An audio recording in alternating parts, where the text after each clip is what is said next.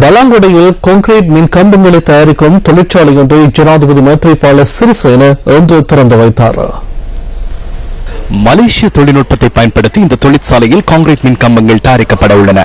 இந்த சந்தர்ப்பத்தில் மின்சக்தி மற்றும் எரிசக்தி அமைச்சர் ராஞ்சித் சியம்பலா பிட்டிய, தொலைத்தொடர்பு மற்றும் டிஜிட்டல் வசதிகள் அமைச்சர் ஹரின் பெர்னாண்டோ, ஊடகத்துறை பிரதி அமைச்சர் கருணாசேரன் பரணவிதான மற்றும் தொழில்துறை அமைச்சர் WDJ சினவரத்ன ஆகியோர் பிரசன்னமாக இருந்தனர்.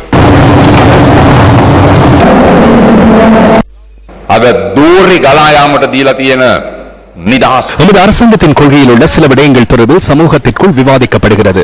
அமைச்சரவைக்கும் பாராளுமன்றத்திற்கும் சுதந்திரமாக செயற்படுவதற்கு இன்று இடமளிக்கப்பட்டுள்ளது. இவை அனைத்து விடயங்கள் தொடர்பில் பிரஸ்தாபிப்பதற்கு ஊடகங்களும் இடமளிக்கப்பட்டுள்ளது. இருப்பினும் அவற்றில் சில உண்மையானவை என்பதோடு சில உண்மைக்கு புறம்பானவையாகவும் உள்ளன. சிலவற்றை ஏற்றுக்கொள்வார்கள், சிலவற்றை முற்றாக நிராகரிப்பார்கள். மக்களின் விருப்பத்தையும் நாட்டை கட்டியெழுப்பி முன்னோக்கி கொண்டு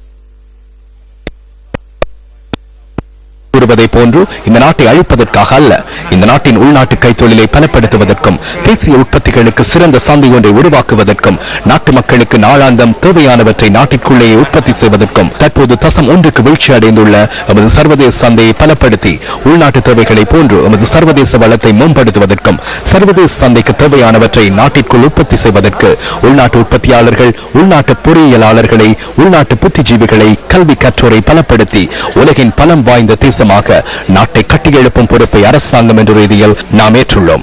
எந்த ஒரு சர்வதேச சக்திக்கோ அழுத்தத்திற்கோ அடிப்பணியும் ஒருவர் நான் அல்ல. இந்த நாட்டிற்காக, இந்த நாட்டின் கௌரவத்தை பாதுகாப்பதற்காக அனைத்து சந்தர்ப்பங்களிலும் உயர் தியாகத்துடன் செயற்படும் ஒருவன் நான் என்பதை தெளிவாக கூறிக்கொள்கிறேன். எந்த ஒரு உத்தரவும் எமக்கு பிறப்பிக்கப்படவில்லை, எவ்வித அழுத்தங்களும் இல்லை. சில தலைவர்கள் பல்வேறு விடயங்களை கூறுவதை நான் பத்திரிகைகளில் பார்த்தேன்.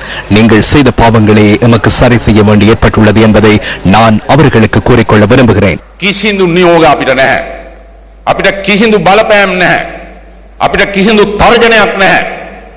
මම දැක්ක සමහර නායකයෝ ඊ අද පත්තරවල කියලා තියෙනවා නොයෙකුත්